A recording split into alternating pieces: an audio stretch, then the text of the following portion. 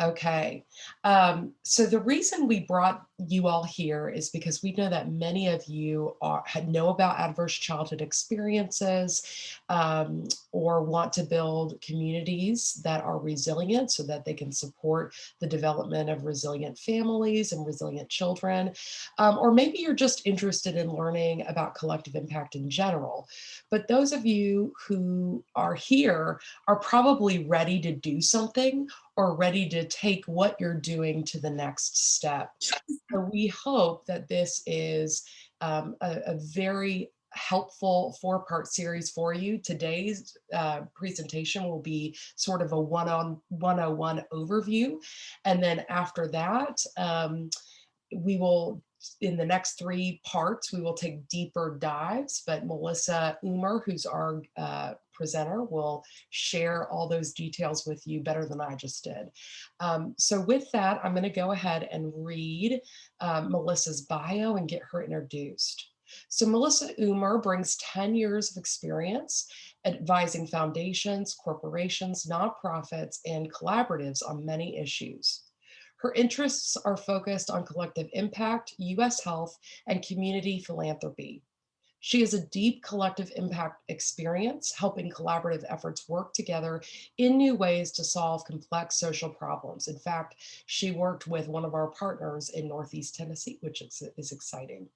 She helped establish an initiative in Dallas comprised of over 100 organizations working together to prevent and reduce childhood obesity. Melissa spent over a year in Douglas County, New England, to start a collective impact effort for juvenile justice. Melissa also has experience advising foundations in New England on health-related issues, ranging from the social determinants of health to the opioid crisis to healthy aging. Melissa spent a year working in India, where she led the development of a shared value strategy for a global pharmaceutical company's Indian affiliate to increase access to insulin among low-income diabetes patients.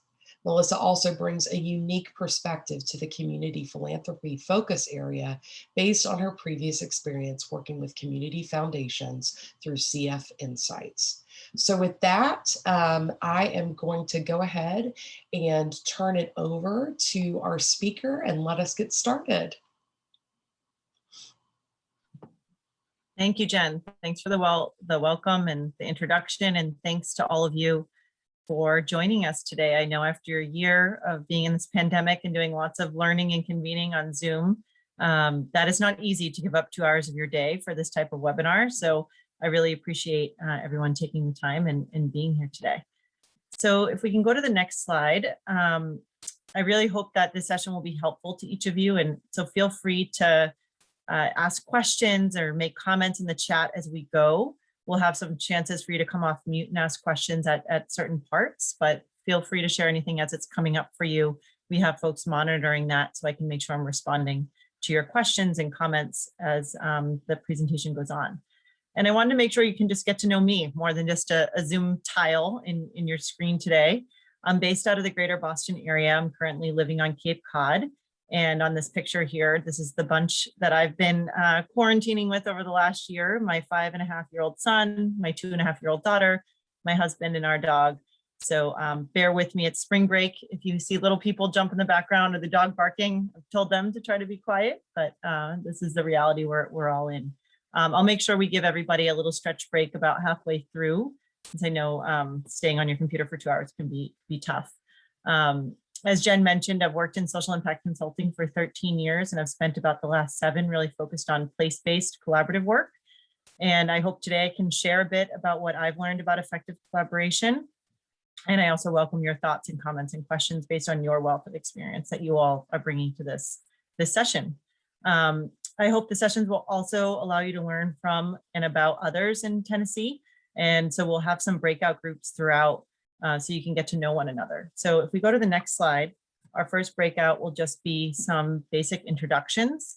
So we're going to send you off for about 5 minutes into small breakouts of 4 to 5 folks. And we want you to introduce yourself, your name, your organization that you represent, or the coalition you're a part of, and share a hobby or an interest you either developed or focused on in the last 12 months while we've all been home. and share a little bit about why you're here. Why are you here today? What do you hope to learn? So we'll give you about 5 minutes. Jen will be sending breakout groups, and we tried to move folks in so you weren't alone, but apologies if you were not having a partner to introduce yourself to. We will improve as we go here. So in terms of the agenda today of what we want to cover, as Jen mentioned, this will really be an introduction to collective impact. So I'll spend about half an hour giving an overview and sharing an example.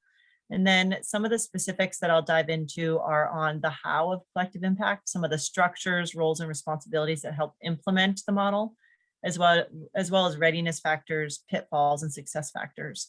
And throughout, we'll have the chance to engage in a small group discussion 2 more times like we just did. So that was just our little practice round. So let's go ahead and jump in. So I'll start on the next slide, Jen, with a definition of collective impact. So we can move to the next slide. One more down. So I like to start by thinking about how when we look across the social sector, we oftentimes see a mismatch in the types of problems we're trying to solve and the tools that we use. So let's just start with a simple problem. If you click one more time, Jen, you'll see a picture of a cake. And this is an example of a simple problem. There's a known recipe, and if you follow it, you'll get the same result every time. We can think about a more complicated problem, like sending a rocket to the moon, which is the second example here. The path is pretty unknown, but if you put a team of experts on it, they'll be able to crack it, and you can do it over and over again once you figure it out. It can be replicated. But the last example here we have of a complex problem is raising a child. This is a problem that does not have one prescribed or predictable path. For all the parents that are here, you know that if you've raised one child, you've raised one child. What works for one child will not apply to another. It's unpredictable, it's emergent, and requires adaptation over and over again. And if you think about the different things around a child's life, nutrition, intellectual growth, social growth, you can't think about those things in isolation. You need to consider all of them together in order to raise a child in a good way. And so in the social sector, we often treat problems as either simple or complicated when in fact they are complex. And so you'll hear us talk in collective impact a lot about complexity. And so I want to put a little bit of definition on that. So complex problems are neither caused by or solved by one person, organization, or agency. They're actually impacted by numerous factors. And a lot of those factors are not predictable, they're not controllable. They're part of this wide system of relationships and interactions. And so there's not one silver bullet solution that can be taken. You have to think about the complexities of the entire system together. And you're really solving things over the long term. It's something that you're investing in on the long term at a system level. So that's kind of some of the context that we want to take into some more of the theory about collective impact. So moving to the next slide and thinking about that complexity theory, traditional approaches do not usually think about the complexity of social problems. And collective impact is different from other forms of collaboration and trying to think about that complexities.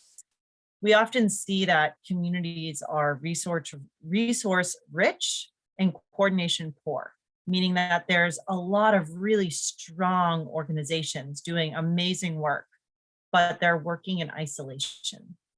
And isolation is often characterized by the organizations competing for resources.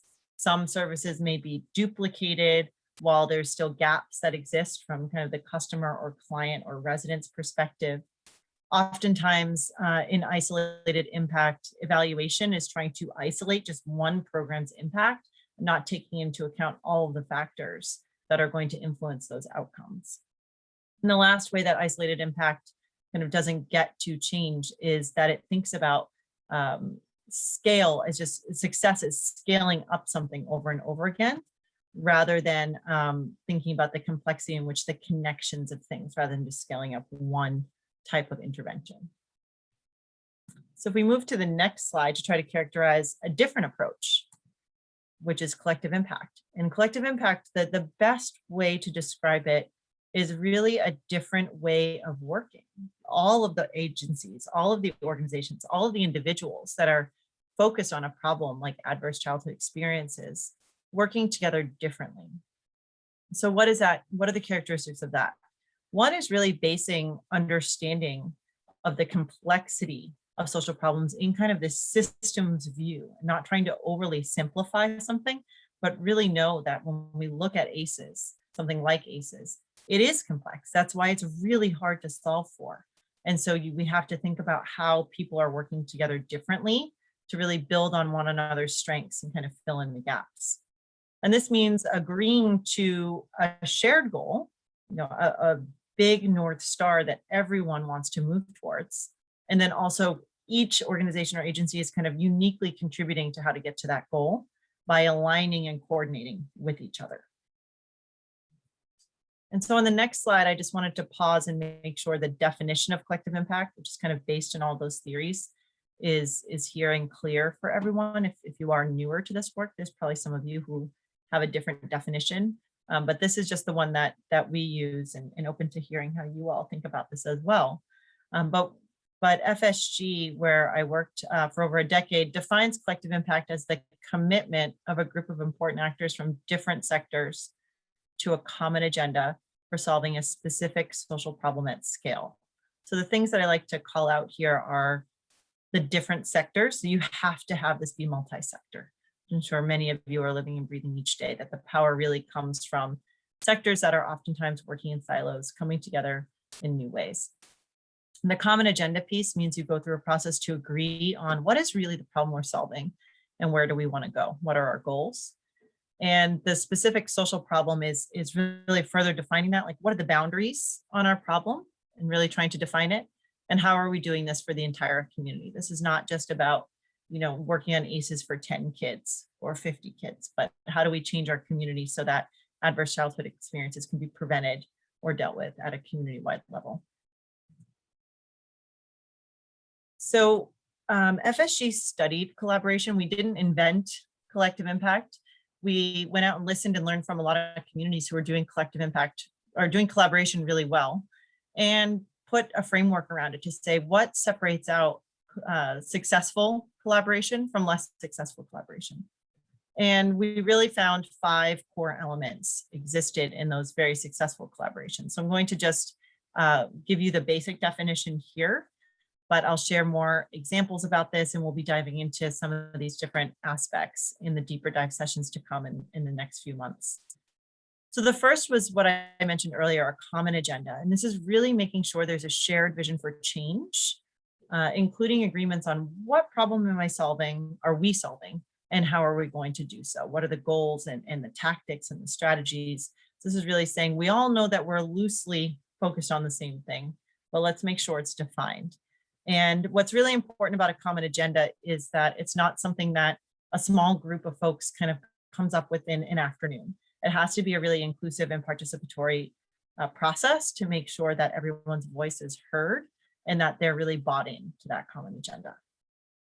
The second aspect is shared measurement. And this is getting agreement after you have the common agenda for how will we define our success? How will we know if that vision in our common agenda has been achieved? And even more importantly, how can we have progress measures along the way to make sure we're moving towards it? A lot of the vision statements, as I'm sure you're aware, can be really aspirational and inspiring, but they're long-term. So shared measurement is both defining how you'd know if you achieve that and knowing if you're moving towards it in the near term. The third piece is mutually reinforcing activities. This is a really jargony term, but it is at the heart of what collective impact is. What it means is that each organization that's a part of a coalition is uniquely contributing to solving a problem in a way that's reinforcing what others are doing. So it's not that every single organization is saying, we're going to do the same thing to address ACEs, for example. But it's organization A is going to do one thing, and organization B is going to do another thing, and organization C is something different. But when you add it up, it's really powerful because they're all reinforcing each other and what they're doing. The fourth element is continuous communication.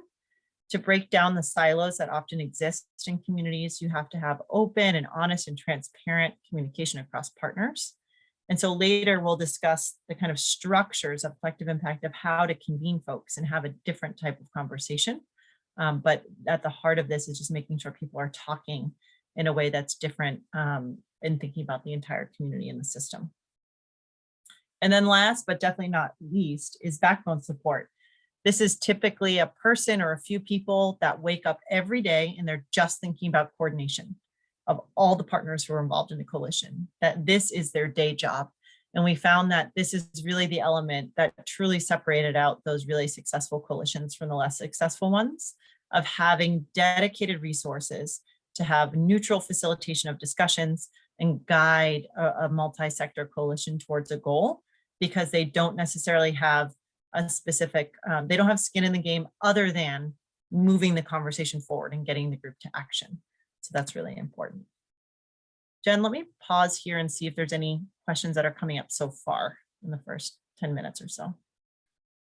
I haven't seen folks are just introducing themselves in the chat at this point. Okay, I'll scroll. I'll keep scrolling. Great. We'll move forward and we'll pause in another 10 or so minutes. So if you do have questions starting to come up, feel free to throw them in the chat and we will talk about them in about 10 minutes. Okay. So after we... There's one. If there's a conflict of interest, or is there a conflict of interest if the backbone is also a funder? Great question. So we'll be diving into this in more detail in the session we'll have specifically on backbones. But the question is sometimes, or it depends, the classic answer, that there can be a conflict of interest. And at the same time, a lot of funders serve as backbones. So there's a few things that funders can do to kind of be transparent and open and make sure that they're addressing a lot of the power dynamics that typically exist between funders and others in the community, to make sure that it's truly a shared effort and that people aren't just at the table for funding. So we'll definitely talk more about how to do that. I'll write myself a note. Great. Okay, so then after, and keep the questions coming. I love hearing where folks are having things come up for them. So after the initial kind of paper on collective impact came out, we realized that there was a lot of the how of collective impact that were not very explicit in those 5 elements that were really important. And so I'm just going to talk a little bit about how we've codified these into what we're calling the 8 principles of practice. So the first is prioritizing equity and community engagement. That's number 1 and 2. So a lot of the early criticisms of collective impact was about how it kind of kept the typical power structures in place in a community, that leaders were still driving the agenda and the change. And so there needs to be a huge focus on equity and making sure the greatest disparities are being addressed in the common agenda process, and that community members are engaged at various stages to make sure their voices and their input is included. And it's not just a typical top-down change approach. And so that's one area that we see a lot of coalitions innovating and doing new things to make sure that this process is not just grass tops in terms of the leaders, but also grassroots in terms of residents and other leaders in community, making sure that they have a lot of say. Making sure that it's cross-sector, which I've talked a lot about. The fourth one here is using data to continuously learn, adapt, and improve. So I touched on this, that in the early days, folks thought that a lot of the shared measures were just kind of about the ultimate goal, but it's really important to measure things in the interim, like how are folks trusting each other more now that they're at the table together and having different types of conversations? How hopeful are people that this type of effort is going to lead to a different type of change? So making sure that those types of things are being tracked, as well as the context changes, that coalitions are able to have conversations about what they're learning. So this past year has been a great example about that, in terms of making sure that there's data collected about how community needs are changing in light of the pandemic, in light of racial reckoning conversations, and how coalitions can respond and not just stay the course on the common agenda that they had created years ago. This piece on developing systems leaders is really important. And this means that as a part of the work, you're not only doing specific programs or other strategies like looking at resource flows or policy change, but you're also having a specific focus on leadership development to make sure that systems leaders are being developed. And this means that you're oftentimes developing leaders that are true servant leaders, and they're acting in the best interest of the community that you're hoping to serve, which means sometimes looking beyond your own organization's mission, but and thinking about how the entire system interacts and how things can be improved overall beyond maybe your day job. And so that's really important to continue to pay attention to. Focusing on both programs and system strategies is important. So program strategies are what we typically see in the community that individual agencies and organizations are implementing, and there's usually enough of those. Sometimes there's some new programs in terms of gaps that are identified, but the system strategies are often ones that are too complex for just one organization to take on. So this is making sure that funding is flowing where it needs to, that policies are shifting, that relationships are being developed where they need to. There is also a principle that really makes sure that you're paying attention to relationships, trust, and respect. If you don't have that foundation, these other tougher conversations are not going to happen. And then the last piece is just making really explicit that collective impact is not a one-size-fits-all approach. There needs to be a lot of customization for local context, and what works in one community, you will be able to learn from it in another community, but you're not going to implement that in the same exact way. So I'm going to share an example next, if we move to the next slide, Jen, about one community story in tackling opioid addiction. So this is begins in the year 2011 in Staten Island of New York. And relative to other parts of New York City, Staten Island is fairly well off. The median income is higher than other boroughs, higher high school graduation rates. But the newspaper kind of raised the alarm bell that Staten Island had a serious problem with alcohol and drug abuse issues. And this really created a lot of urgency among health advocates and residents to figure out, what can we do about this? How can we come together to address this epidemic? If you remember back in 2011, this was just the beginning of our national opioid epidemic. And in Staten Island, there was one person dying every 5 days of an opioid related death. And we know those death tolls have gotten higher in the last decade. So moving to the next slide, I'm going to kind of tell you where we ended up and then walk you back through how it got there. So over the course of 3 years of having a multi-sector coalition, the group was able to decrease overdose deaths by 32%. And what's most amazing to me about this is this was in a time period in which opioid overdose deaths were increasing across the country between 2011 and 2014. So the coalition could really attribute its work to bringing opioid overdose deaths down during this time. And so how do they do that? So the first thing they did was make sure that they got cross-sector actors together.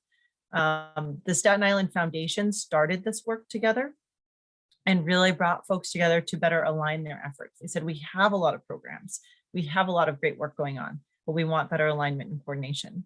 And so they started with some of the usual organizations you'd expect around the table. So some of the public health initiatives like the Department of Health, community-based organizations dealing with drug use disorder, et cetera.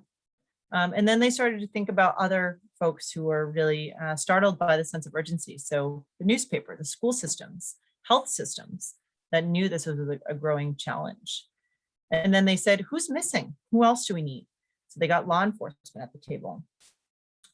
They got both the NYPD and the DA in probation when they knew that there was this intersection of crime and opioid use disorder. So this is just an example of the far reach of the type of folks that came to the table. And anyone there will tell you that these organizations had not sat around the same table before. They were all working on the same issue, but they didn't have a space in which they were coming together. And for any of you who are involved in this type of work, it's now commonplace that public health and law enforcement, for example, are constantly talking, but it wasn't back in 2011 in Staten Island. So if we move to the next slide, and you're not supposed to understand what's here, it's just illustrative, so don't strain your eyes too much to understand it. This is a picture of just one example of how the data collection process worked for the steering committee. So the steering committee really worked for months to try to understand, what are these dynamics? What's going on in our community? They looked through secondary data, they spoke with youth and families. They really wanted to better understand what was happening and talk about it and say, what's at the root cause of our problem here in Staten Island? And so what you see here is a map of all the protective factors on the right in green and all the risk factors on the right in red of substance use across various levels, the youth, family, peers in schools, and the broader community. And typically a program may work on one of these factors or a small subset. And they said, we need to do something to address the complexity of all of these factors interacting across our system. And so as they worked through their common agenda process, they understood these dynamics and set a goal and created some work groups to better understand how to tackle the problem, which you'll see on the next slide. So their goal was to help Staten Island youth make healthy choices and decrease their use of alcohol and prescription drugs. And the 4 working groups that they developed were focused on social norms, the continuum of care, retail and marketplace availability of drugs, and policy and advocacy. And why I would like to share this outline of how they kind of organized themselves and the topics that they spoke about and worked on was because you can see that these 4 areas are something that, again, no one organization or agency is necessarily responsible for. It's at the intersection of all the folks you saw a few slides ago coming together to say, how do we shift social norms? That is a big, scary thing that no one person would want to take on. But with the power of the school systems and law enforcement and the health systems, they can say, okay, how do we work together to start to shift social norms around alcohol and drug use? And so they were successful. They had new types of conversations. They had new types of partnerships, and they were able to really bring people together in new ways. And they've gone on to do several other collective impact efforts in Staten Island on different topics. This was the first one that kind of developed those collaborative muscles, if you will, to break through the silos that had existed in a small community before. So with that, I will pause now, take a breath, and see what questions are coming up for folks.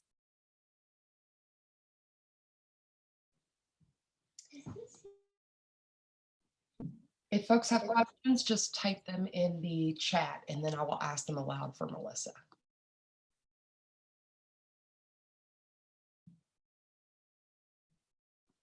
And make sure you're not messaging Melissa or me directly, but putting on the chat for everyone.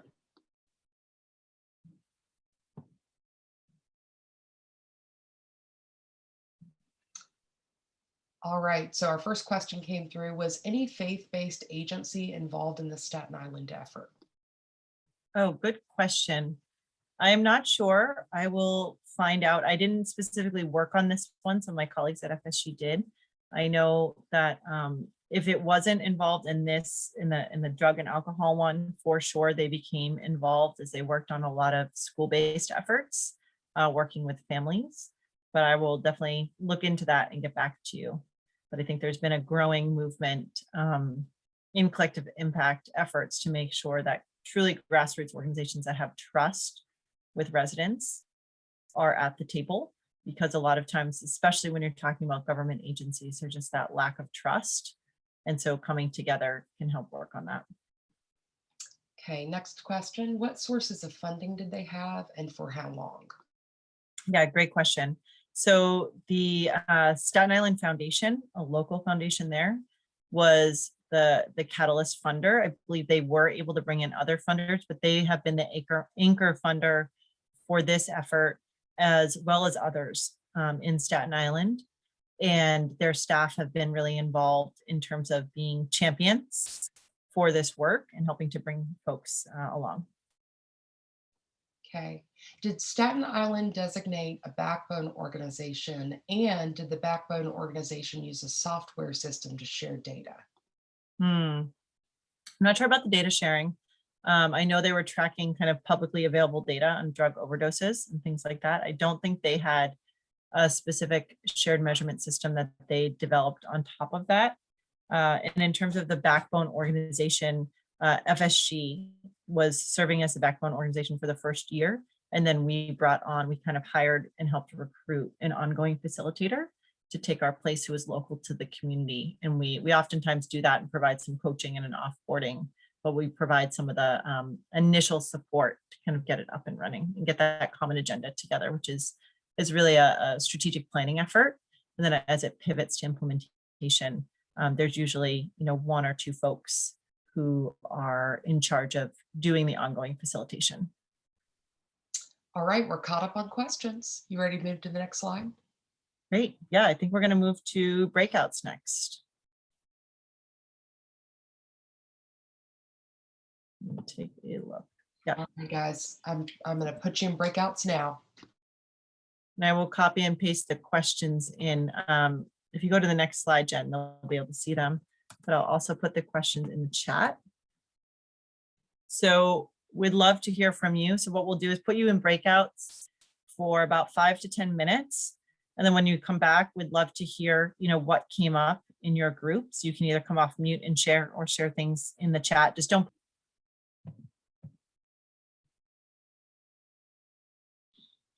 All All right. I think. Welcome back, everyone. Hope that was a little bit of a smoother experience and you got to learn from one another. I did look back at some of my notes on Staten Island to some of the questions we got about the backbone staff. So the backbone staff after FSG left, they did hire a full-time director to run the program through an existing kind of wellness initiative that was already set up. So they didn't have to set up a new 501c3. We'll talk more about this in the backbone session, but that's often a choice that initiatives need to make is there another fiscal agent or existing initiative that can kind of hire a new staff? And then they were able to get such good momentum in the first year with that person who was founded by the Staten Island Foundation that they did attract some federal funds that was able to also hire a more of a project manager role. And I do believe that later on they hired someone to focus just on data. So I'm going to share in the chat, there was actually a Harvard case study written on this topic. And so I didn't, in the 4-minute overview, I didn't give you all of the detail there, but if you are interested in learning more, that's probably the most comprehensive write-up on some of the details, if this is a topic or an example that you want to dig into. So you can find that link in the chat. Great. So I'd love to hear from maybe a couple of folks who want to share.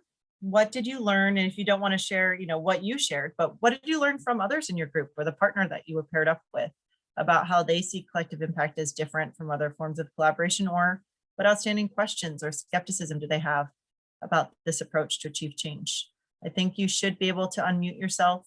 Jen, do you know if folks have the ability to do that at this point, or go ahead and type anything that you want to share in the chat? I think it's easier if folks type. That way we're not having folks talk all over each other when we have several hundred folks on the line. Yeah. So if you'll go ahead and type your comments in the chat to everyone, then I will read them aloud for the benefit of those who will watch the recording and for Melissa's benefit.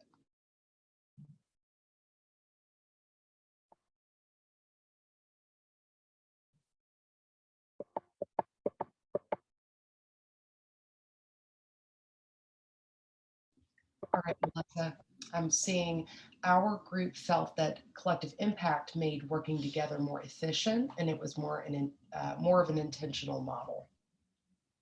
Yeah, that's a great point. I do feel like there's always folks who say, another meeting. I don't want to go to another meeting. I spend all my time going to meetings. And I love that you touched on that efficiency point, because I always say to folks, if this doesn't make your job easier, then tell me and kind of fire me as a facilitator, because I do hope that by using this model, you're making things more efficient and making people's jobs easier, even though you might have to put in a little work for the first 6 months and not see the reward just yet. But I do promise folks that if it's being done well and people are committed, it should make your day job easier. All right. Another comment. Our group discussed pros and cons of a collective effort, but had concerns for coordination and organization with so many partners. Yes. So the concerns about coordination, that is why it is really critical to have that backbone staff to be doing the coordination. A lot of times it is hard to find the funding to do that.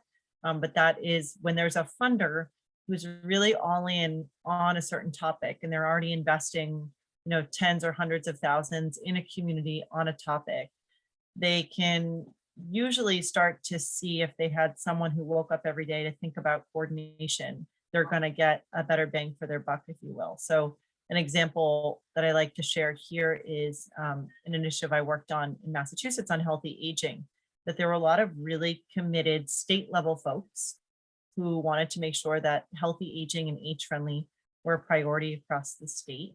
But they all had big jobs, and they would come together and they would share and they would network and learn from one another. But they didn't really have someone who was like holding it all together to know what data do communities need and what policy issues are getting in the way and what things can we do together. And so the Tufts Health Plan Foundation, which invests a few million in age friendly across the state every year, was able to fund a backbone position in terms of salary and benefits. And then the other agencies gave in-kind contributions, like saying the person could, sit at their office, or could be added to their technology plan in terms of technology of a computer and cell phone. And so it really did make that coordination a lot improved. Awesome, Melissa. So questions and skepticisms were capacity to do the work and the capacity of history keeping. That's a full-time job when we all have other full-time jobs. Boy, do I feel that, on top of trying to do CI. Yeah. So again, I think speaks to that backbone role. The other way I've seen it done really well, and I think there's no real replacement for the backbone, but having really active co-chairs who represent different perspectives. And a lot of times I've seen co-chairs that can be one person who's kind of an up and coming leader in the community, as well as maybe someone who's recently retired and has a bit more time, but has a lot of the history of the community. I've seen that in a couple of initiatives be a really good combination of providing more capacity and also helping the backbone. Because you have someone who's kind of in the system, the up and coming leader who's in it and in the throes of all the complexity. And then you have someone who's on the other side and nearing retirement or retired, who has a lot of wisdom, because that backbone role can be really lonely. So having those co-chairs to lean on can be really helpful. Awesome. So Melissa Lowe says, we talked about how different funding streams and different program outcomes can be a barrier in effective collaboration. Also, having a program goal that is too broad can be paralyzing to a certain extent. Narrowing the focus could lead to more success insofar as collective effort. Yeah, so a lot of time, I'll take that second question first. I totally agree. And a lot of times I advise initiatives to really think about the scope of their problem, both in terms of the problem definition and the geography. So I've worked on several juvenile justice efforts. One was an entire state of New York State, and they had to have a very tightly scoped kind of definition of the problem, that they were really working on case management and things within the system because they were looking across the entire state. There was another initiative that Jen mentioned in my bio, working in Douglas County in Nebraska. And that was a pretty small county in terms of number of kids we were talking about. So they were able to say, we're working on the entire county. We're going to span from prevention and work on trauma and ACEs and go all the way through kind of the formal juvenile justice system, because the community, the geography was smaller. So I think thinking about kind of the depth and the breadth of the problem you're solving, the geography, how many people are you talking about, it is important to make explicit the trade-offs. And one of the hardest pieces is deciding what you're not doing. There was a poverty reduction initiative I worked with in Rochester that over and over again, we said, we're not going to work on the public school system because there was a separate collective impact effort working on that. But that was incredibly difficult to kind of say, we're going to put education aside because that's a primary driver of poverty. And we were talking about employment and earnings and things like that. So it's definitely an art, not a science, to decide how are you going to put boundaries and not kind of artificially cut things out, but also decide how are we going to focus in to make our progress kind of manageable and tangible. Certainly. Jen Trail and I mentioned that we were part of ACE Nashville, and we always talked about how, not boiling the ocean. So yeah. I want to do a quick time check and say, Yep. We have 7 more comments. Do you have time for those, or do we need to move on right now and come back? Let's take 2, maybe if there's some things that are new, and then we can take a quick stretch break. Okay, this one I think is new. How important and what methods are used to get committed buy-in from legislators and community members? Ooh, that's a tough one. I think I've seen, I mean, I don't have, just to be direct and transparent, I don't have a ton of experience getting to like the policy and advocacy stage of an initiative. I do think when folks that are working on coalitions get excited about the policy and advocacy kind of promise, it's having a unified voice of folks who typically might not be coming together on an issue, who might be on opposite sides of the table, coming together and having kind of a unified vision and ask of legislators. I think that that's the real power in policy and advocacy. But I'm going to look back at some of the things my other colleagues have done, and I'll make sure I bring that into one of our future sessions. Awesome. Sheila Bates says, important to ID from the beginning which agency will assume responsibility for evaluation design, implementation, crunching, and dissemination. Yeah. So the evaluation design is really important. FSG has a few guides to evaluation for those of you who are looking at that about early on. You know, how do you, as I mentioned earlier, set that longer term measure of success, like reducing poverty, but also know, you know, what are the things we need to measure now to know if the way we're working together is changing. And oftentimes it makes sense to have a third party who's not the backbone doing that evaluation. So it's not biased, it's neutral, but the backbone organization, the steering committee, the co-chairs all need to have a lot of input to both the design of the evaluation and then obviously giving data, because a lot of times the data collection is asking people, how do you think it's going? What progress are you being made? What is being made? What milestones can you point to that this coalition is actually getting things done? And so having someone on the outside who's kind of managing that process is important, but making sure that everyone who's involved is giving input is really important as well. I want to read one more because I think it's so useful. Jen Trail writes, mutually reinforcing activities lend to a culture of it doesn't matter who gets the credit. It's about linking together and leveraging the work of all partners to build influence. Yeah, definitely. Thanks for sharing that, Jen. I'll talk later about how one of the big mindset shifts of collective impact is not hoarding credit, but knowing that everyone doing things together means you might get attribution for your part to it, but you're contributing rather. You are not getting attribution. You're giving a contribution towards a success, and that is a big shift when we know that a lot of nonprofits have to show their impact to continue to get funding. And so, how can you be putting together collaborative grant proposals, for example, that the success is how the partners are coming together and working in new ways. Great. So why don't we just take a 3-minute stretch break before we get into the second hour, get up, get a coffee, sip of water. We'll come back at 40 past the hour. I think we're good to go. I got muted. Okay. We're going to move to our next section. And this is really kind of what I like to call the collective impact potpourri a little bit. Some of the things that might not explicitly fall in some of the other sessions that I want to touch on.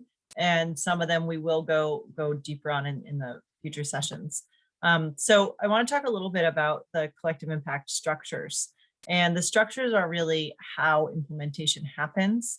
And it's very carefully designed. So it's not just by default or by chance in terms of how the implementation happens. So on the next slide, you will see a visual for all the visual learners in the room of how this is all organized. And FSG had used certain terms for how we think about collective impact structures. So you may call these things something else, but hopefully that the ideas kind of all hold together. By design, you'll see this is not top down. This is not hierarchical, that you have some of the arrows going across horizontally across the page to make connections across these structures. And that's intentional. So I'll walk you through what each of these structures kind of look like. So on the left-hand side, you see the steering committee. And this is typically all of the leaders of organizations and agencies, kind of the C-level, if you will, executive directors that are working on an issue. So these are folks that have a lot of influence. They're serving as champions in the community. And they're really setting the overall strategy and then guiding that strategy. They're not going to be deep in the weeds on implementation, but they're really saying, let's co-design with others in the community what we think are those critical issues and put some of the boundaries on things to create that initial common agenda. But again, that common agenda should not just be the steering committee in a closed room developing it, but really testing it with members of their organizations, with residents and community members, with others who might not be directly involved in the collective impact initiative. And so that's really the role of the steering committee, is to set the overall direction and make sure they're using their influence to get others to the table, to attract funding, to attract those other in-kind resources, because they truly believe in this and they're bought in, and they've seen in their many years working on this issue that a lot of programs are not going to solve the problem, that you need those systems change strategies of greater coordination and alignment. So then on the right-hand side, you see work groups. So work groups are usually responsible for kind of one of the goals. So you have your overarching vision in your common agenda, and we're going to really talk about the common agenda a lot in the next session. But you have your overarching vision, and then you say, okay, if we put boundaries around things, you saw in the Staten Island example, one of these work groups would be about social norms. Another one would be about the availability of alcohol and drugs. Another one would be about the continuum of care, those 4 groups that I showed you. And so they have even more tightly kind of drawn boundaries. So then you can attract really the boots on the ground, the frontline staff who are working on those issues every day to come in. And what I've seen as really powerful in the collective impact approach is a lot of times those individuals, they're not asked to give input. They're not invited to the table. It's always been top down that their leaders are telling them, here's what has been decided that you need to do in the community, go out and execute. But they're not given the kind of creative license to say, yeah, what gets in the way of your job every day? Like, you have your job, you're executing it in your organization, but there's other stuff out there in terms of barriers and challenges that you run into every day, in terms of data needs, in terms of policies. You talk to the individuals who are on the front lines, and they're brimming with ideas of how to improve the system to make their jobs easier. And so the work groups are where that happens. Oftentimes the work groups are given kind of a broad topic and some initial ideas from the steering committee, but then they really look at additional data, do some additional talking to say, okay, here's what this group can uniquely do. Our group of cross-sector actors, what can we uniquely do to address social norms, for example? You'll see that the purple dots are community partners. So these may be people who aren't formally part of the work group in an ongoing way, but are giving input, helping co-design, helping with some implementation of some of the strategies. So they may come in and out. They may be formally on the work group, but they may come in and out. And then the backbone support we've been talking about. This is dedicated staff.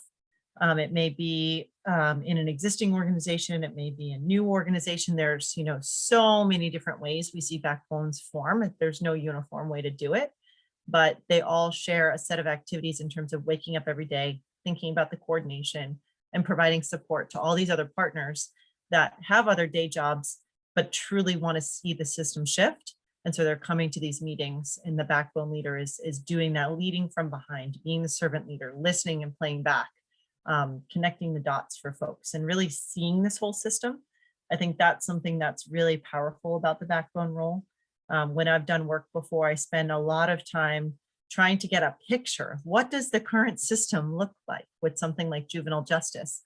And a lot of the actors can talk about their part of the system, or the step that comes right before them, or some of the partners they work with. But in Douglas County, no one could actually draw us a whole picture of how all the parts fit together.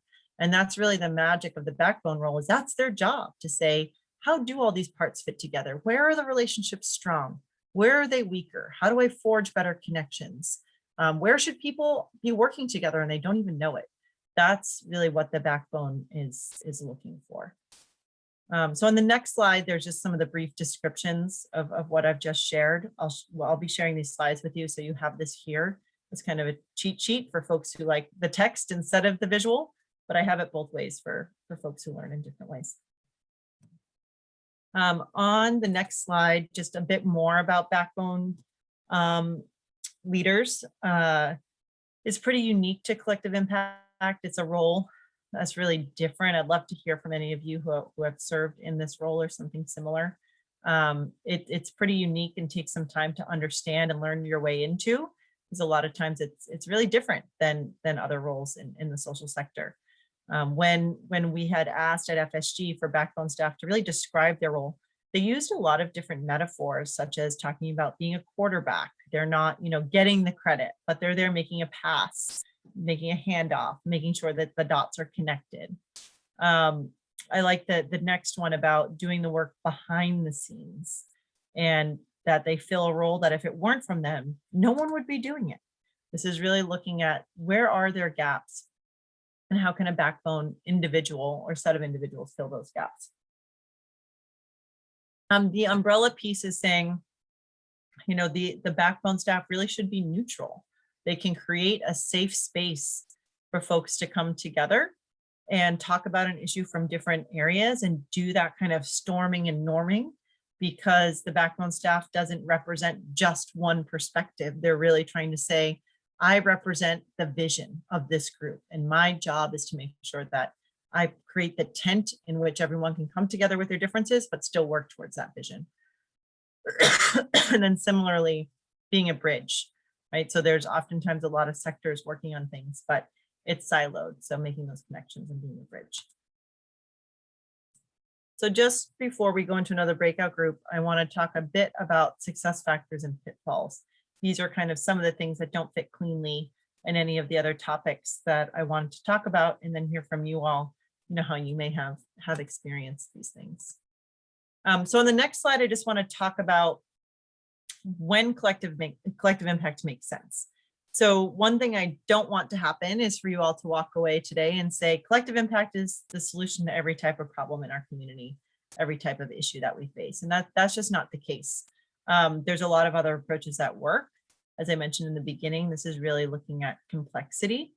And so the first thing that you need to do is to think about, is collective impact first and foremost appropriate for the type of problem that we're solving? And the kind of the three things that we encourage you to think about is, first of all, does it require multiple sectors or systems to address the issue? If the answer is yes, then collective impact is your approach. If it's really one sector, then think about a different approach. The second thing, if it is multi-sector, is thinking about, does it require changes to the system, not just kind of scaling or replicating programs or services? So this is working on things like policies and advocacy. This is building better relationships, shifting mindsets about things. So in juvenile justice, shifting mindsets about what does it mean to arrest kids and use juvenile justice. Really getting to some of the root causes. If the answer again here is yes, then collective impact is right. If no, then maybe a program or partnership could better serve your needs. And then lastly, the issue affects a significant part of the population. So this one is tricky because significant part of the population, that's subject to your kind of definition of what is significant, but it's usually something that's at a community level. I remember one project I was working on was looking at youth who were duly involved in both juvenile justice and child welfare systems in Texas, and thinking about, does this last criteria, is it actually met? Because it is a small population, but it's a population with really significant need. It did require multiple sectors. It did require systems changes, but it was a smaller population than thinking about all the kids in JJ or all the kids in child welfare. It was kind of the intersection of the two. And so we had a good conversation about what about collective impact would be relevant, what about collective impact might be less relevant. So then if you answer yes to all these and have a good discussion about them, then you can move to the readiness factors. Readiness factor says, yep, collective impact is appropriate. Are we ready to take it on? And there are kind of four things here to think about. And the important thing to remember here is if the answer is no to any of these readiness factors, that's okay, because you can work to develop them. It's kind of just going in with eyes wide open that there are some areas that we want to build up our muscle in so that we don't fall behind once we don't jump too fast to implementation and realize we kind of skip this stage of readiness. So the first is influential champions. You need to make sure that champions in the community that folks listen to and trust are bought in. And if you have a big detractor, you really need to work to bring them on board ahead of time, because then otherwise you'll get far down the road and not have buy-in from folks that you need, or you won't have buy-in for the folks that they can influence as well. The second is urgency for change. We know that there's a lot of folks are facing a lot of challenges, especially right now with the pandemic. So making sure that the problem that you're solving, there's a sense of urgency for why do we need to take it on right now? How do we do it together to make sure that it is an urgent? How do we define the problem so it's something that's urgent and pressing when there's so many other competing priorities right now, especially? The third is available resources. We've talked a lot about the backbone and how that takes funding.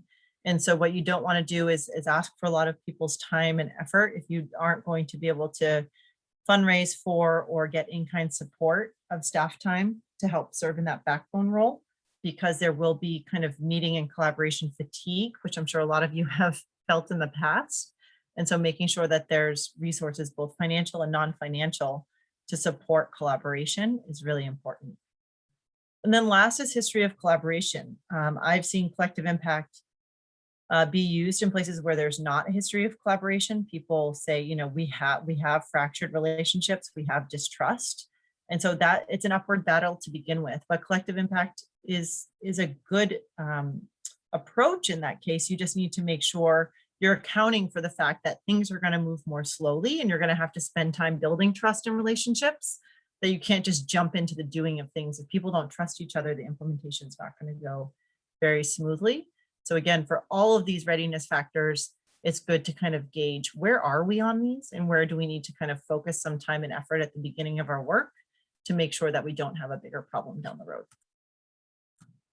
On the next slide, just a plug for a homework activity, optional, of course. Before our next session, we'll be sending out a readiness assessment and progress assessment, depending on where you are. If you're earlier on, look at the readiness questions. If you're further along, look at the progress questions. And this will really help you gauge, you know, how are you doing on some of these things, and identify some of the gaps. Might help you think of some good questions to bring to our future sessions. So I encourage you to take a look at that and reach out to Jen or I if you have questions about it. So I wanted to touch on some of the essential intangibles of collective impact. I've been touching on these throughout, but just to make them really explicit, because sometimes they're just in the background, behind the structures, behind the 5 elements, and they're really critical to success. So the first is making sure that you're creating time and space for relationship and trust building. I know a lot of people hate doing icebreakers and warm-up questions and breakout groups, but oftentimes we see that the silos that exist in communities is because there's really a lack of a chance to connect and get to know each other as people, to better understand the work that you do, and to see that you do kind of face similar challenges or share similar aspirations.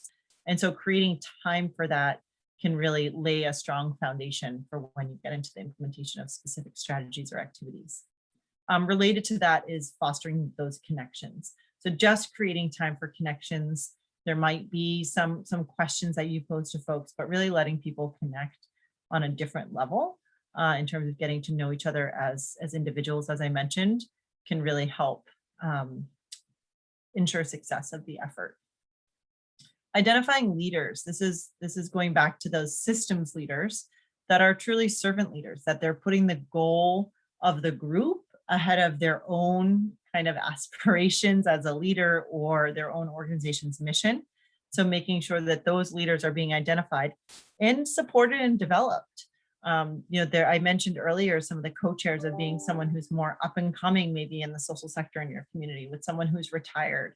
And it's really important to make sure that there's not just kind of the usual suspects who are leading this, but making sure that the new leaders who have different and diverse experiences and backgrounds are being supported and helping bring a coalition or an effort to life. And then the last piece is continuously adapting and learning together.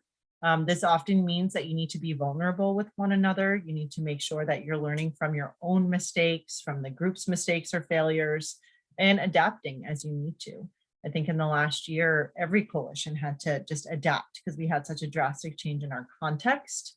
But in other, less severe kind of circumstances, inertia can take over and you can kind of start going through the motions. And so it's really important that there's always this culture of looking at data, talking with each other, and doing some reflection about what's working and what's not working as you go. So then on the next page, I just want to talk a little bit about, as individuals who are working in collective impact, there are some individual mindset shifts that you might have to make to really unlock success in collective impact. So we know that there's, in the social sector, there's a big focus on evidence. Where's the data? Is this a best practice? That's really important in collective impact as well, but you also need to focus on relationships. So there may be some strategies that you take on to do that are not evidence-based, that aren't based in best practices or promising practices, but you're doing them to forge relationships with one another. My favorite example here is working on an obesity initiative in Dallas, and they really wanted to put together some kind of quick win to get the group to try something together. And they were saying how they really wanted to help kids in schools just try more new foods, try new fruits and vegetables that were healthy. And so they looked at some of the evidence and said, you need to get a kid to try a food, I forget the number of times, like 7 times before they'll decide if they actually like it or not. And so the steering committee actually went into the schools and at lunchtime would serve up different fruits and veggies. And they did it 7 times and kind of measured kids' results. And it was kind of a silly thing to do. I wouldn't say we got like great data and we didn't change the system from doing that strategy, but the steering committee learned a lot about and formed better relationships from getting out of their kind of boardroom, talking about childhood obesity and being in the environment of a school and seeing what actually happens in a lunchroom and how kids interact. And that was a good experience for them and brought just a different type of evidence to how they talked about childhood obesity. Related to that is a shift from just relying on content expertise to relying on content and context expertise. So this is really making sure that you're incorporating and valuing the input from grassroots leaders who understand the neighborhoods, who understand the dynamics of the populations that you're working with. And even though they might not have an academic degree in something like childhood obesity, because they work in schools every day and they understand the dynamics of kids, that context expertise is really important in creating time and space for those individuals to feel valued and heard as a part of the dialogue. The third one was mentioned earlier, of a shift from hoarding credit to sharing credit, and knowing that sharing credit is going to pay off in terms of deepening relationships and giving the group a sense of accomplishment to move forward. And then lastly, moving beyond program level outcomes to population level outcomes. And this is really saying we're moving beyond just one program that is going to impact, a small number of individuals, to thinking about what are the policy changes that we can do that's going to improve things for our community overall. So these are just some of the shifts, and we'll come back to this slide. We're going to be talking about this in a breakout in just a moment. So lastly, the last piece I want to leave you with is some of the pitfalls to avoid when you're thinking about collective impact. I think I've mentioned a lot of these, and these will be sprinkled out through our deep dive sessions, but just to kind of recap them here. One is rushing to create the common agenda. I talked about how a small group shouldn't create it. It also isn't going to be created in one day, 1 week, or even 1 month. Typically, I see that common agenda creation processes take 4 to 6 months. And that's because you have a draft after a couple of meetings of a steering committee, but then you really want to go out and vet it. It might not change significantly, but it's that process of having people having a chance to weigh in, see it, digest it before it's just fully baked and out in the community is really important. It's really hard to think about, bringing people in who have disparate views at the table, but it really makes a coalition stronger. In that juvenile justice example, a lot of folks had hesitations about giving a seat at the table to the person who ran the juvenile detention center, because his job was to run a detention center, and his organization was funded by having a certain number of kids who were in the detention center. So there was a lot of hesitations about the motivations there to reduce the number of kids who were there. But if we didn't have that perspective at the table, we wouldn't have made the progress that we needed to, because we would have been missing a really important view at the table. The self-declaring its backbone kind of touches on that question earlier about some of the risks of a funder becoming a backbone. So I think if a funder comes in and self-declares as backbone, that can be really risky. If any organization self-declares as backbone is really risky, but it's even more so risky with a funder. So a backbone selection process should be kind of a shared task that steering committee members do, so that folks have a chance to weigh in and truly believe that the backbone staff, the backbone organization, however you kind of form it, is truly neutral and acting in the best interest of the coalition, not any ulterior motives. The fourth pitfall is not embracing that collective impact means doing things differently. And I think the one comment I'll make here is that it means everyone doing something differently. So I think some of the most powerful moments I see in collective impact is when people, everyone comes to the table ready to contribute to the goal. But I think when people have a realization of how they may have been contributing to the problem and what they need to change to not exacerbate the problem is really, really critical.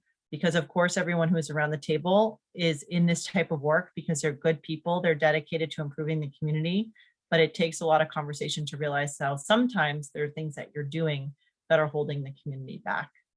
One example that I like to share here was when we were working with healthy aging over the summer in the pandemic and talking to a lot of the food banks and other meal services. They said, you know, we realized that in the past we had all these hoops people had to jump through to come get a free meal, a free hot meal. We said people couldn't take things home, or it was only one meal per family, or whatever these restrictions were. They said in the pandemic, we kind of had to throw all those things out the window and say, yeah, if someone was coming and asking for 10 meals to bring them back to someone else in the community, that's okay, because not everyone was going to travel and they weren't going to travel together anymore. And it made them really question, you know, why did they have that limitation in the first place? And how could they do things differently post-pandemic? Confusing program collaboration with systems change. So partnerships and collaborations at a program level are really, really important, and folks should not stop doing them. And system change in terms of shifting funding flows and working on policy and deepening relationships, that's different type of work. And so making sure that the community is kind of keeping track how both things are happening. I think the last one is not celebrating quick wins. So the initial 6 to 12 months, I'm sure many of you can attest to, of collective impact, it can be tough because you're in strategic planning mode. You're having these really hard conversations about how to put boundaries on a problem, but there are quick wins along the way, and you need to make sure that you're celebrating them, you're pointing them out, identifying where there is positive momentum in the group, and kind of going with that positive energy and momentum and not getting too bogged down, because you need to be able to say, you know, this is really what we've accomplished. This is how we've started to work together differently, because it will take some time before you start to see those population level outcomes. So with that, let me pause and see if any questions have been coming up in the chat. Lots of great comments in the chat.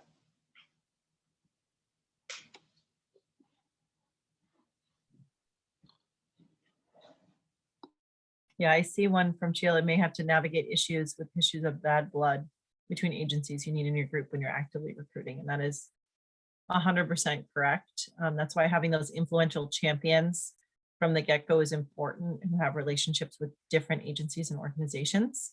And I think that's one of the things that you need to take into an account when you're starting, that if there isn't a history of collaboration, or there is a lot of distrust, how do you put kind of an emphasis on that for those few initial meetings, and know that maybe you're not going to make as much progress on the content of getting your content together, but you're really trying to kind of mend relationships.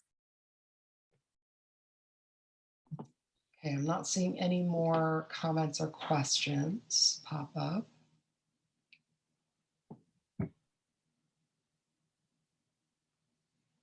Okay, well, why don't we do the breakouts then, and then we can leave a few minutes at the end if questions come up. Perfect. In the breakouts, or you think of things after. All right, and make sure that when you all are assigned to a breakout, click the button that says join the breakout room. We had some folks that hadn't joined one last time. All right, so I'm going to go ahead and open the room. If you go to the next slide, Jen, I'll just, while you're doing that, I'll give a voiceover for what the questions are. So 2 things we want you to talk about in considering those mindset shifts, which feel different in ways you've collaborated in the past.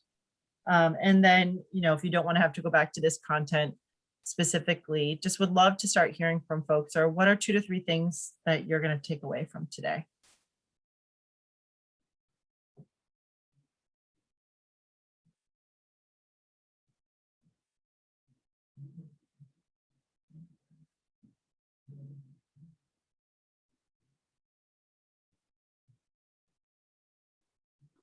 Okay. think everybody's back. So would love to hear from folks. Just what did you hear in your groups? Which of the mindset shifts felt the most different to you, or kind of brought up a reflection to you, or just broadly across everything we've talked about the last couple hours? Share in the chat. What were some of the key things you'll take away from today? Or what were some of the key things your colleagues shared with you that they'll take away that you thought were interesting?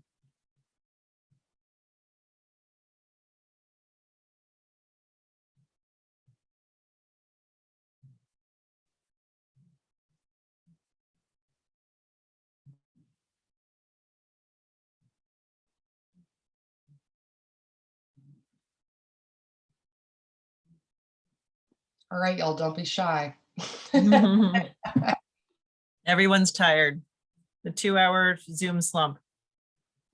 All right, I'm reading from Julie Bolton. We discussed the need for effective and clear communication. Yeah, I didn't get to touch on this most in detail, but that is an important part of the backbone role, is to be that neutral facilitator, because the effective and clear communication can be hard to do and when a group is trying to self-regulate. So having that backbone leader to help facilitate is helpful. Okay, Dr. Elion says credit as shared currency and how its impact within and outside of an organization.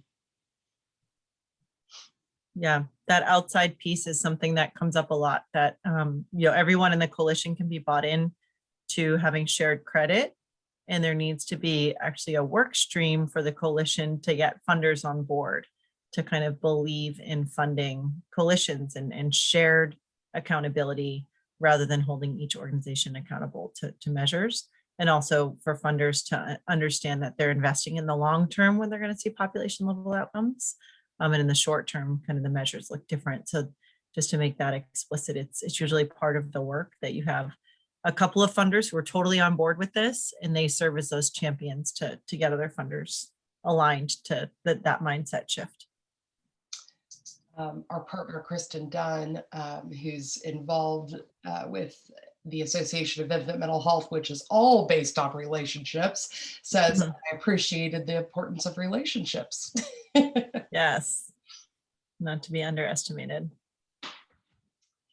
Okay, Jen Trail says shifting thinking to population level outcomes can feel overwhelming, especially if you are primarily functioning to serve individuals programmatically. Yeah, definitely. And then Janine says, let's see, she says, good takeaways for the day, embracing the expertise of each in the group to learn from one another, having leaders in the group to keep the group progressing who may have that as their dedicated role. And then I see another one that says, we discussed that collective impact is a large perspective that can be difficult to maintain, but we also wonder who would be the one to initiate such a large practice with so many different stakeholders involved. You might want to speak to that. Yeah, so a lot of times I've seen the kind of the catalyst for this is typically a funder, and that can be a private funder, as I mentioned earlier, a foundation that puts a lot of funding into a certain area and can kind of see those silos and wants to put actual resources to break down the silos and get folks to work together.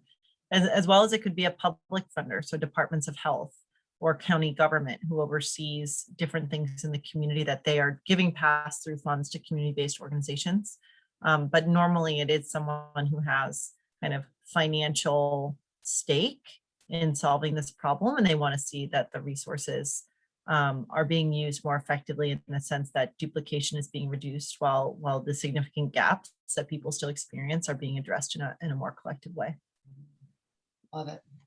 Darrell says, we talked about how most of us collaborate. It's an essential part of what we do. However, we don't always collaborate in ways that are evidence or data-based. We talk about what we want to do and brainstorm strategies to reach it, but we often don't think about how we will measure outcomes and hold ourselves accountable. This is true within our own programs. Mm-hmm. Yeah, And it's then definitely true. Yeah. And then Amber says, we discussed shared credit as well and the importance of not having the spotlight on just one individual organization. Takeaway will definitely be learning more about the role and importance of the backbone. Great. And then we have Excellent. thank yous abound in the chat. So, all right. All right. Well, why don't we go to next steps? I promise we'll give you a couple minutes back to transition to your next meeting, since we know it's tough going from Zoom to Zoom and call to call. So in terms of next steps, we have some proposed topics for our next sessions together, but feel free to email us or respond to the survey that I'll speak to in a minute to give us feedback about other things you'd like to talk about. So in terms of the next 3 deep dives, one is talking a bit more about the conditions of systems change strategies. So really talking about how do you impact the population? How do you work on those relationship shifts, the mindset shifts, the mental models, those things that are just really tough, that are scary to think about doing as one organization or agency. And how does that tie to the common agenda? How do you kind of hold systems change and then also articulate some pretty concrete things that the group can work on? So we'll spend some time together next time talking about that. We'll go back to those structures and a deep dive on backbone organizations and staff, since there were a lot of questions about that. And we'll bring some various examples to show it's no one size fits all approach, but some of the principles you can keep in mind when designing the backbone. And then lastly, we'll talk about equity in terms of thinking about designing for and considering equity as you work on systems change. Just a reminder to take a look at the readiness or progress assessment to kind of digest what you heard today and think about it relative to your work. And we'll also be sending out a feedback survey about today's session, and feel free to tell us what you liked, what you didn't like, topics you'd like us to talk about next time, so that we can really customize the next few sessions to what you all would like to see. My email address is here, melissa@oomerconsulting.com. Feel free to reach out with any questions, concerns, anything. Of course, reach out to Jen as the convener with other questions, and I'll pass it back over to Jen to close us out. Melissa, thank you again. This was just an excellent session, and you put things in a way in which I think people can absorb this information and to begin to think about how they might apply it. So thank you again for all of that. I put a link in the chat. I'm going to paste it again since we have so many thank yous coming in, which is amazing. This is our survey that we would ask you to go take that Melissa just mentioned. It has a couple questions about healthcare councils and KMTs. If you're not involved in either, just put NA for those. But for those of you who are involved, we want to see how many of you are represented on this call. I will need to take a little bit of time to edit this video, but after I've got it edited, I will send everybody an email with the slides, with the homework assignments, and with the recording. So with that, I want to just give a couple thank yous. In addition to Melissa, I want to thank Jen Trail and the health department, Department of Health, I should say, Tennessee Department of Health, for collaborating with us on this effort and making this come to life. And I want to thank Camelot for letting us use their Zoom platform, because it certainly made things a lot easier. And I want to thank all of you for your time. So with that, I think we'll wrap up, and I hope that everybody has a great rest of your week, and I hope to see you at the next session. Thank you all.